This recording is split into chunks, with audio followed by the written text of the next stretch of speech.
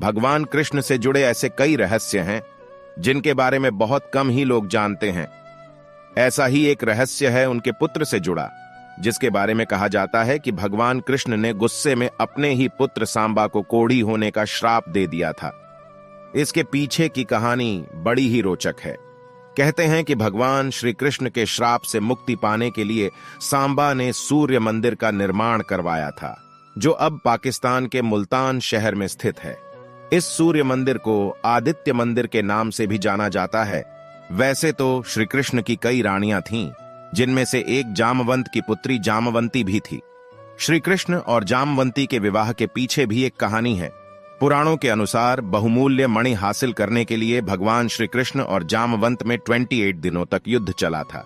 युद्ध के दौरान जब जामवंत ने कृष्ण के असली रूप को पहचान लिया, तो उन्होंने मणि समेत अपनी पुत्री जामवंती का हाथ भी उन्हें सौंप दिया। कृष्ण और जामवंती के पुत्र का नाम ही सांबा था। कहते हैं कि सांबा इतना सुंदर और आकर्षक था कि कृष्ण की कई पटरानियां भी उसकी सुंदरता के प्रभाव में आ गई थीं।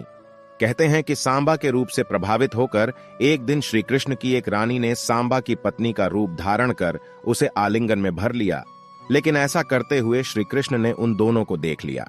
इसी बात से गुस्सा होकर श्री कृष्ण ने सांबा को कोढ़ी हो जाने का श्राप दे दिया।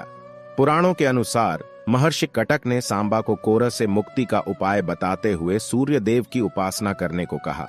उसके बाद सांबा ने चंद्रभागा नदी के किनारे मित्रवन में सूर्य देव का एक मंदिर बनवाया और 12 सालों तक सूर्य देव की कड़ी तपस्या की। कहते हैं कि सूर्य देव ने सांबा की तपस्या से प्रसन्न होकर उसे कोढ़ से मुक्ति पाने के लिए चंद्रभागा नदी में स्नान करने को कहा। आज भी चंद्रभागा नदी को कोरह ठीक करने वाली नदी के रूप में जाना जाता है। मान्यता है कि इस नदी में स्नान करने वाले व्यक्ति का कोरह जल्दी ठीक हो जाता है।